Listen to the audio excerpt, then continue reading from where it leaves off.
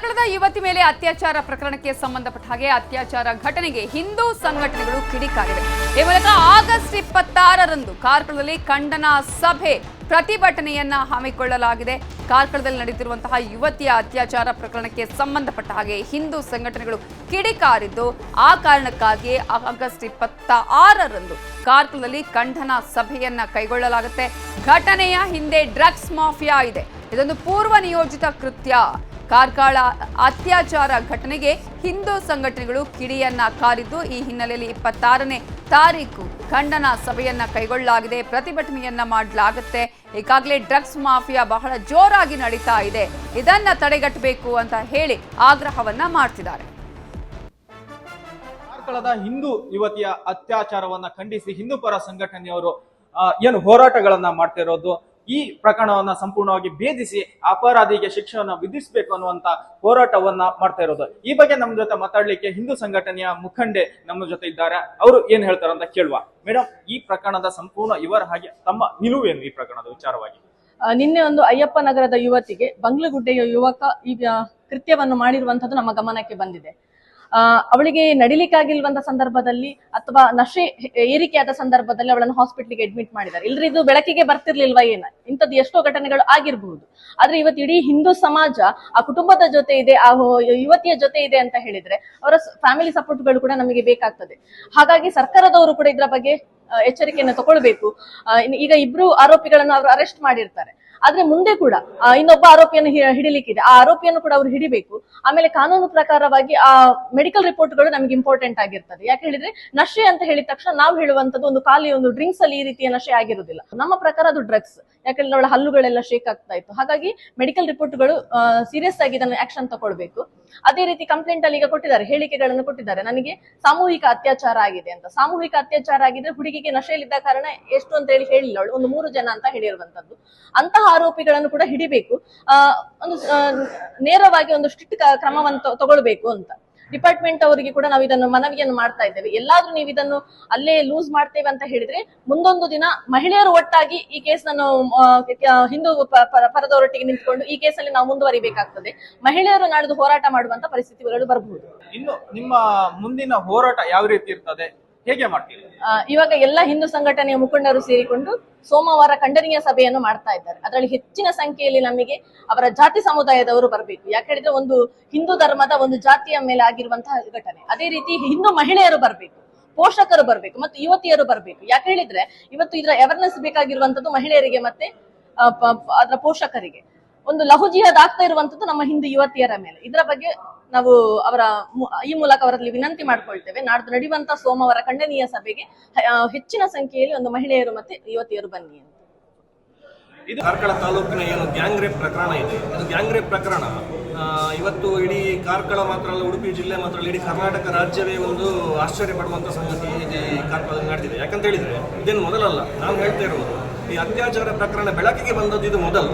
ಇದೇ ರೀತಿಯಾಗಿ ಮುಸ್ಲಿಂ ಯುವಕರು ಹಿಂದೂ ಯುವತಿಯರನ್ನ ಯಾವ ರೀತಿಯಾಗಿ ತಮ್ಮ ಬಲೆಗೆ ಬೀಳಿಸಿಕೊಂಡು ಅವರ ಬಾಳನ್ನ ಹಾಳು ಮಾಡ್ತಿದ್ದಾರೆ, ಇದು ಪ್ರತಿ ಕಡೆ ನಡೀತಾನೆ ಇದೆ. ಆದ್ರೆ ಈ ಒಂದು ಪ್ರಕರಣ ಬಹಳ ಗಂಭೀರವಾಗಿ ನಮ್ಮ ಬೆಳಕಿಗೆ ಬಂದಿದೆ, ಅದು ಸಮಾಜದ ಕಣ್ಣ ಮುಂದೆ ಇದೆ.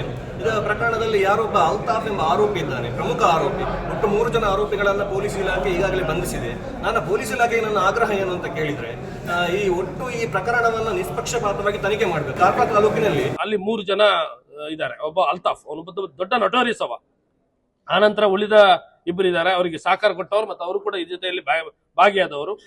ಮತ್ತು ಅಮಲ ಪದಾರ್ಥವನ್ನು ಕೊಟ್ಟಿದ್ದಾರೆ ಅಂತ ಹೇಳಿದ್ದಾರೆ. ಅಮಲ ಪದಾರ್ಥ ಇನ್ನು ಇದ್ರವರೆಗೆ ಯಾವ್ದಂತ ನಮಗೆ ಬರಲಿಲ್ಲ. ನಾವು ಅದನ್ನೇ ಕೇಳುವಂಥದ್ದು. ಇವತ್ತು ಅಮಲ ಪದಾರ್ಥ ಅಂದ್ರೆ ಯಾವುದು ಅಂದ್ರೆ ಡ್ರಗ್ಸ್ ಕೊಟ್ಟಿದ್ದಾರೆ. ಆ ಡ್ರಗ್ಸಿನ ಹಿಂದೆ ಇರುವಂತದ್ದು, ಡ್ರಗ್ಸ್ ಎಲ್ಲಿಂದ ಸಪ್ಲೈ ಆಗುತ್ತೆ, ಎಲ್ಲಿಂದ ಬರುತ್ತೆ, ಇವತ್ತು ಅದನ್ನ ಹೇಳ್ಬೇಕಲ್ಲ.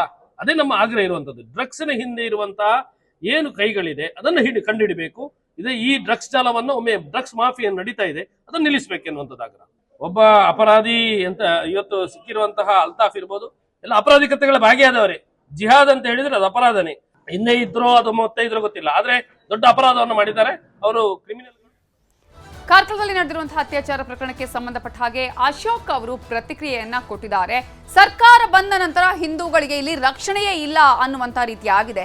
ಅತ್ಯಾಚಾರ ಮಾಡ್ತಾರೆ, ಆನಂತರ ಕೇಸ್ಗಳನ್ನ ಮುಚ್ಚಿ ಹಾಕ್ತಾರೆ.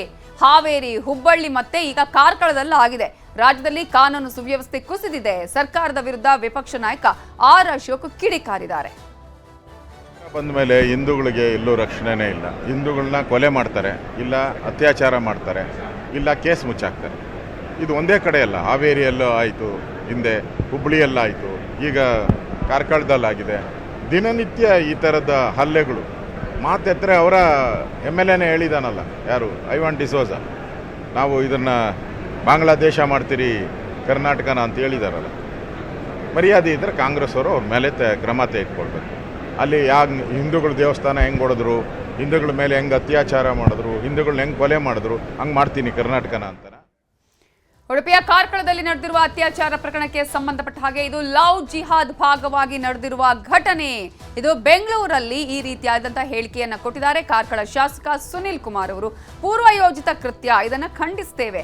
ಸರ್ಕಾರ ಇದರ ಬಗ್ಗೆ ಗಂಭೀರವಾದ ಕ್ರಮವನ್ನ ಕೈಗೊಳ್ಳಬೇಕು ಅಂತ ಹೇಳಿ ಕಾರ್ಕಳ ಶಾಸಕ ಸುನಿಲ್ ಕುಮಾರ್ ಬೆಂಗಳೂರಲ್ಲಿ ಹೇಳಿಕೆಯನ್ನ ಕೊಟ್ಟಿದ್ದಾರೆ. ಯುವತಿಯರು ಇಂತಹ ಘಟನೆಗಳ ಬಗ್ಗೆ ಎಚ್ಚರದಿಂದ ಇರಬೇಕು. ಹಿಂದೂ ಯುವತಿಯರು ಕೂಡ ಇದರಿಂದ ದೂರ ಇರಬೇಕು. ಮುಂದೆ ಇಂತಹ ಘಟನೆಗಳು ನಡೆಯದ ಹಾಗೆ ಎಚ್ಚರಿಕೆ ವಹಿಸಬೇಕು ಅಂತ ಹೇಳಿದ್ದಾರೆ. ಕಾರ್ಕಳದಲ್ಲಿ ಒಬ್ಬಳು ಯುವತಿಯ ಮೇಲೆ ಅನ್ಯ ಕೋಮಿನ ಯುವಕರು ಅತ್ಯಾಚಾರವನ್ನು ಮಾಡಿರುವಂಥದ್ದು ಅತ್ಯಂತ ಪೈಶಾಚಿಕವಾದಂಥ ಕೃತ್ಯ. ನಾನು ಅತ್ಯಂತ ಉಗ್ರ ಶಬ್ದಗಳಲ್ಲಿ ಇದನ್ನು ಖಂಡಿಸ್ತಾ ಇದ್ದೇನೆ. ರಾತ್ರಿ ಅಮಲು ಪದಾರ್ಥವನ್ನು ನೀಡಿ 2-3 ಜನ ಯುವಕರು ಆ ಯುವತಿಯ ಮೇಲೆ ಅತ್ಯಾಚಾರವನ್ನು ಮಾಡಿದ್ದಾರೆ ಅಂತೇಳಿ ಯುವತಿಯ ತಾಯಿ ಇವತ್ತು ದೂರನ್ನು ಕೊಟ್ಟಿದ್ದಾರೆ. ನನಗನ್ಸುತ್ತೆ ಇದು ಮೇಲ್ನೋಟಕ್ಕೆ 2 ಜನರ ಬಂಧನ ಆಗಿದ್ದರೂ ಕೂಡ ಪೊಲೀಸ್ ಇಲಾಖೆ ಒಂದು ದಿಟ್ಟ ಕ್ರಮವನ್ನು ಈ ಘಟನೆ ಹಿನ್ನೆಲೆಯಲ್ಲಿ ಇವತ್ತು ತೆಗೆದುಕೊಳ್ಬೇಕಾಗಿದೆ. ನಾಗರಿಕ ಸಮಾಜ ಇದನ್ನು ಯಾವುದೇ ಕಾರಣಕ್ಕೂ ಒಪ್ಕೊಳ್ಳುವಂಥ ಪ್ರಶ್ನೆ ಇಲ್ಲ, ಒಪ್ಕೊಳ್ಳಿಕ್ಕೆ ಸಾಧ್ಯನೇ ಇಲ್ಲ. ಹಿಂದೂ ಯುವತಿಯರನ್ನು ಗುರಿಯಾಗಿಟ್ಟುಕೊಂಡು ಈ ರೀತಿಯಾದಂಥ ಘಟನೆಗಳು ಮತ್ತೆ ಮತ್ತೆ ಪುನರಾವರ್ತನೆ ಆಗ್ತಾ ಇರುವಂಥದ್ದು ಅತ್ಯಂತ ಆತಂಕಕ್ಕೀಡಾಗಿರುವಂಥ ಸಂಗತಿ. ಮತ್ತು ಇದೊಂದು ಪೂರ್ವಯೋಜಿತವಾದಂಥ ಕೃತ್ಯ ಅಂತ ನನಗನ್ಸುತ್ತೆ. ಯಾಕೆಂದರೆ ಅಮಲು ಪದಾರ್ಥವನ್ನು ಖರೀದಿ ಮಾಡಿರುವಂಥದ್ದು, ಯುವತಿಯನ್ನು ಸಂಜೆ ಮಾತಾಡಿಸಿ ಆಕೆಯನ್ನು ಕಾರಿನ ಮುಖಾಂತರ ಅಪಹರಣವನ್ನು ಮಾಡಿರುವಂಥದ್ದು, ಇವೆಲ್ಲವೂ ಕೂಡ ಯಾರೋ ಒಬ್ಬರು ಇಬ್ಬರಿಂದ ಮಾಡುವಂಥ ಕೃತ್ಯಗಳಲ್ಲ, ಒಂದು ಪೂರ್ವಯೋಜಿತವಾಗಿ ನಡೆದಿದೆ. ಸರ್ಕಾರ ಮತ್ತು ಜಿಲ್ಲಾಡಳಿತ ಒಂದು ಉಗ್ರವಾದಂಥ ಕ್ರಮವನ್ನು ಇವತ್ತು ತೆಗೆದುಕೊಳ್ಬೇಕಾಗಿದೆ. ಯಾರು ತಪ್ಪಿತಸ್ಥಿದ್ದಾರೆ ಆ ಇಡೀ ಗ್ಯಾಂಗನ್ನು ಇವತ್ತು ಪತ್ತೆ ಹಚ್ಚಿ ದಿಟ್ಟ ಕ್ರಮವನ್ನು ಆ ಎಲ್ಲ ಆರೋಪಿಗಳ ಮೇಲೆ ಸರ್ಕಾರ ತೆಗೆದುಕೊಳ್ಬೇಕು. ಮತ್ತು ಯುವತಿಗೆ ಧೈರ್ಯವನ್ನು ತುಂಬುವಂಥ ಕಾರ್ಯವನ್ನು ಜಿಲ್ಲಾಡಳಿತ ಇವತ್ತು ಮಾಡಬೇಕಾಗಿದೆ. ಚಿಕಿತ್ಸೆಯ ಸಂಪೂರ್ಣ ವೆಚ್ಚವನ್ನು ಸರ್ಕಾರ ಭರಿಸಬೇಕು. ಕನ್ನಡಿಗರ ನೆಚ್ಚಿನ ನ್ಯೂಸ್ 18 ಕನ್ನಡ ಈಗ ವಾಟ್ಸ್ಆಪ್ನಲ್ಲೂ ಲಭ್ಯ. ಕರ್ನಾಟಕ, ದೇಶ ವಿದೇಶಗಳ 360 ಡಿಗ್ರಿ ಸುದ್ದಿಯ ವಿವರಗಳನ್ನ ನಿಮ್ಮ ಕೈ ಬೆರಳುಗಳಲ್ಲೇ ಪಡಿಲಿಕ್ಕೆ ಈ QR ಕೋಡ್ ಅನ್ನ ಸ್ಕ್ಯಾನ್ ಮಾಡಿ, ನಮ್ಮ ಚಾನಲ್ ಫಾಲೋ ಮಾಡಿ, ನೋಟಿಫಿಕೇಶನ್ ಆನ್ ಮಾಡಿ.